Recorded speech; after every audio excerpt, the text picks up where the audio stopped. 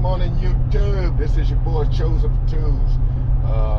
Out here on my way to the workplace. Gotta go make that money, baby. Gotta go make that money. Jenny's gas don't pay for itself. I'm in the truck this morning. We're getting ready to have some type weather event. I don't know if it's tropical or what have you. What's coming in, but it's a little nippy this morning. Looking at the rain. It's supposed to rain by the time I get off work on today. So instead of letting Jenny just sit up in the rain, I figured I'd jump in the truck today and roll on to work. I'm going to give you a little bit of thoughts on this morning. So I'm going to ask that if you like the video, that you would share, that you would comment, that you would like, and if you don't mind, do me a favor and subscribe.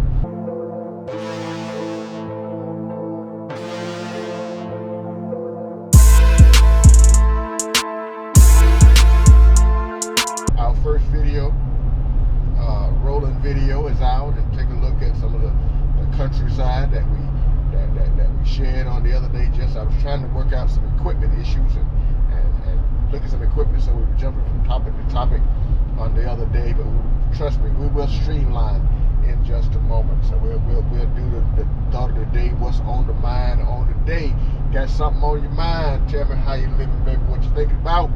So this morning, on my way to work, I was just kind of running some things through my mind. As y'all know, I'm bivocational. Bivocational means I have two jobs. One is not so much a job as it is a calling, baby.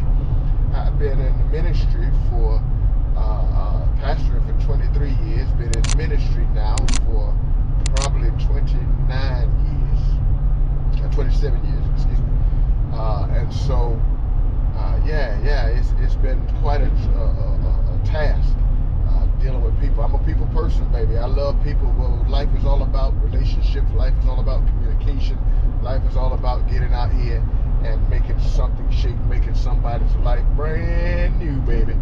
And so I'm finding that I'm not an elder.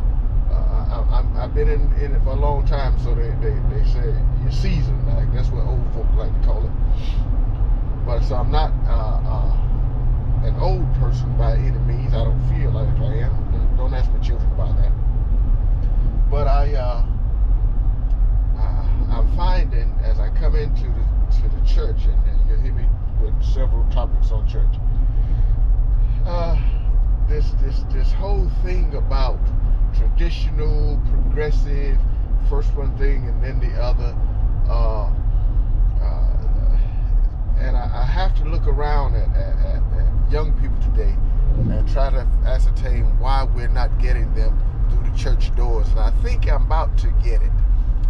I come to work one day a couple weeks ago, and I play Tadashi, which is gospel, upbeat gospel rap, if you will. When I ride, I like something with some bass. I like something with some sound. I like something with some excitement. And so I listen to J-Sun, which is Jesus' son, J-Sun, Tadashi, and things of that nature. And although it's gospel music, and it has a wonderful story, even though it has a different beat than Amazing Grace, I get off the bike and I start inside, and someone walks out and they said, now, Graham, I'm not being judgmental. I gotta ask, what was that song you were listening to? And I know where it derived. It derived from the fact that they heard the music. They know that I'm in ministry. They heard the music and they thought it was secular music. Well, here is the reality. Yes, I listen to all kinds of music. However, the music I was listening to was gospel music. But that whole mindset of being judgmental, simply because they hear you listening to something, or hear you listening to something that they didn't understand, or they thought. And I'm glad you weren't judgmental because you were wrong, but because they thought that it was something that it wasn't, because it didn't match what they ordinarily would look at. I heard an elder lady tell me one time, I walked into Walmart and she looked at me, and I had on shorts, and she looked at me and she says, "Ralph, I almost didn't recognize you with them short pants on." And caught me. It caught me, YouTube. It caught me because I'm going, what is there, ma'am, about my appearance above my neck that changes because of the length of my pants? How can you not recognize me? Because you've never seen my legs? You're trying to recognize? I don't recognize folk by their legs. That's all I'm saying. Or to get off the bike, undon my helmet in my city or town, and somebody say, Reb, what you doing riding that motorcycle? Motorcycle. Anyway, and so I'm finding that there are certain things that people attribute to you being a Christian, you being in the church. And because folk are so closed-minded that they cut these things off, and they cut off the possibility for young people to actually live their lives decently, with wholesome living. Folk don't want to come. And so our young people say, I'm not ready to walk around with the Bible under my arm. I'm not ready to walk around with the clergy collar on and have to always be in a suit. I'm not ready for all that yet, so I'm going to stay out here a little while longer. But I believe when we can get people to understand that Christian living, the operative word for that phrase is living. Life is to be lived. Life is about making sure that we're living in accordance with the standard that has been left for us to live as Christian. However, we still have to live our lives. And so, yes, you will see me and Jenny out here on these roadways talking to people, and it don't matter what people we talking to. It's all about we're in the people business. How can you reach people when you're not amongst people? Because of what people might think. Staying away because church folk might frown. I don't have time for that. If you want to live your life like that, fine, baby, live your life. It ain't gonna be me. Because there's too much life out here to live. There's too many people out here to reach. There's too many young people out here to show that you can be out here on this grind. You can be out here. You can smile. You can laugh, and you can enter into the house, into the sanctuary, and you can do what you need to do, because we enter to worship God. We exit the walls of the church to serve God. And so I'm out here on this battlefield, man. I'm out here on this grind, out here on these highways, byways, freeways, thoroughways, just doing my thing, and just making sure that Christ is represented in the manner that he should out in the street. You know what? Because the world needs to see. People need to see what Christ looks like on a gold wing. What Christ looks like out here sharing on the ground, meeting people, meeting the disenfranchised, trying to lift the spirits of those that are sullen and sad. The people need to see it, not just hear about it on Sunday morning, not just hear about it in Bible discussion and revivals. And now people need to see ministry in action. I would rather see a sermon than hear a sermon any day. And so y'all roll with me, baby, because we're going to make this thing shake. We're going to make this thing happen, and we're not getting ready to go behind closed doors. When it's time to preach, when it's time to teach, when it's time to pray, when it's time to sing, we do our thing. But when it's time to get out here and touch somebody's life, then we have to be about our Father's business. As I'm talking about traditional church stuff that keeps folk away, let me touch one thing, and I'm going to do like a Baptist preacher. Let's say this, and I'm going to let you go. I'm going to leave you alone. I'm going to get out of here. PKs, preachers' kids. I have the most wonderful children. And I say that confidently. Not just because they're mine, because they're well-adjusted young people. Here's the reality. I really dislike the thought process that preachers' kids are the worst kids. That is the most ridiculous statement that I believe I've heard ever. And so people get pushback when you say that in my presence, because I know what my children are, and I know how I raised mine. You know what I found out over time? That's people that don't want to raise their children with standard like to use preachers and deacons and church folk kids and children and offspring as their way of justifying the raggedy way they've raised their children. And yeah, I said it. And see me on the grind, baby. The raggedy way they raised their children. Now here's the reality. Preachers' children are just like anybody else's children. The unfair thing that people do is attribute the life that God has called the preacher to that child. God didn't call those children. He called that preacher, that man, that woman of God to do what he's called them to do. And so, yes, there's scripture that says if you're going to rule, you got to be able to rule your house well. But that's the same context for anybody. Anybody. You all have to rule your house well. You all have to know how to give your children some standards and also give them a way to move forward. Set them up for what is to come in life. And so there is no preacher's kids are worse than anybody else's kids. That's no such thing.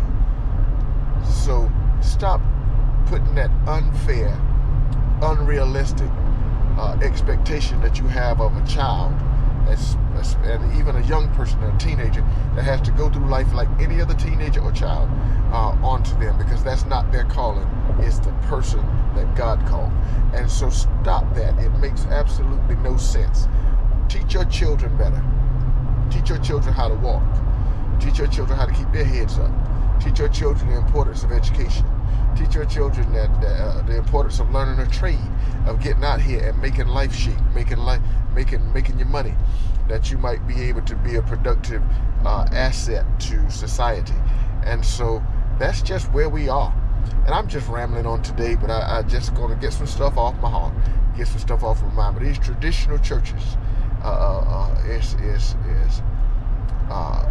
is counterproductive, because we want the church to grow, but we try to hold the church in 1935, 36, 37, and 55. Here's the reality. We don't eat the same way we ate in the 50s. Life changes. Life moves through cycles. We moved from an agricultural age where we made our money even through agriculture. We planted gardens, we did everything, we grew our food and we ate our food. We moved to an industrial age. And that industrial age, we went into plants, manufacturers, and we learned the trades, and that's how we made our money to go buy our food. From the industrial age, we moved to a technological age. From that technological age, we learned how to do some stuff with some computers and some cameras and man, we did some outstanding stuff. And now, technological age we're on technological plus, because we're in an age of AI where we don't even have to do the stuff ourselves. We can talk to the computer, tell the computer what we want, and the computer spit out anything we want it to spit out. And so life has changed. So how does church not change? We had a motto in the General Baptist Convention of North Carolina and our District 6 Group 2 religious organization and our association organization through Brunswick Waccamaw Web, which I was moderator for 7 years, and now and all the way down to our local church. And in that, we had a motto called that said, to serve the present age. We want to serve the present age. We said it for years, but didn't do it. We said it for years, but we were still trying to make the present age conform to what we have been doing for years. And it doesn't work. It doesn't work. For years, folk would say, these young people shouldn't be playing with these electronic devices, these phones and iPads and what have you in church. And had they just looked and realized, because it did happen with my daughters, this gentleman was sitting beside him and he come to me after service and said, Rev, your daughters impressed me. I said, what are you talking about? He says, I sat beside him and I was looking at them, and they both had their phones or electronic devices in their hands and in their laps, and I just kept watching to see and trying to figure what they were doing, and I realized that what you were talking about, they had it pulled up on their electronic devices and they were taking notes. So we see a young person with a phone, and we spaz out because they're playing with electronic devices when they should be listening to the preacher, while at the same time you weren't listening to the preacher because you were distracted looking at something that you really didn't even need to be looking at. It had nothing to do with you. It was a young person doing it the way they do it. So what happened years later? Years later, we all went through that atrocity of COVID-19. And we couldn't enter into the churches. We couldn't leave our homes. We had curfews. We had the likes, and we were quarantined, and first one thing and then the other. And so the church got brilliant and went to social media. What? Social media in the church? What? And so what had happened? We ended up, every one of us, having to go to that thing that we once criticized our young people for. So folk, here's the reality of it. Let these young people live their lives. Give them the basics. Give them a foundation. Be open to understanding things that you have never understood before, and watch how far these young people can bring us and assist us in becoming progressive. But there has to be some type way of adjusting, some type way of understanding that we can't go outside of Christ. Hello, somebody. So we have to make sure that we are staying in Christ, but there's so much we can do. But we have to make sure that we aren't so progressive that we reach outside of Christ, or that we go ahead of Christ. We have to make sure that we're doing it the right way. This has been your boy. I'm almost at this workplace, man.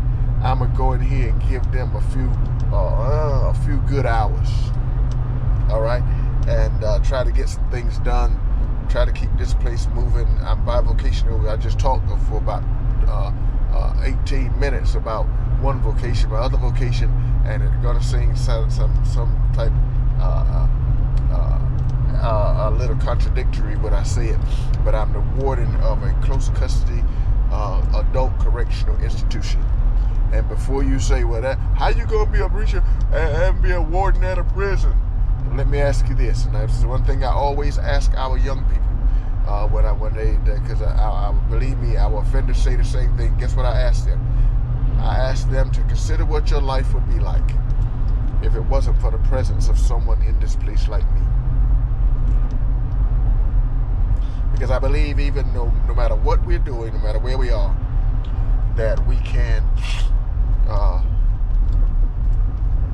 show kindness. We can be understanding, and we can be empathetic.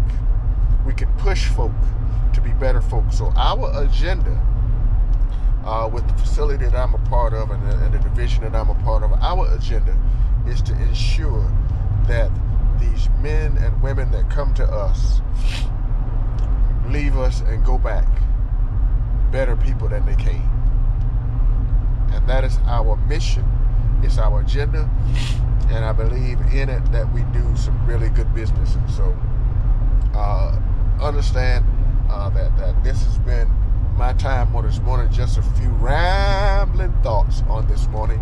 And so I'm going to do it like the Baptist preacher do it. I'm getting ready to close.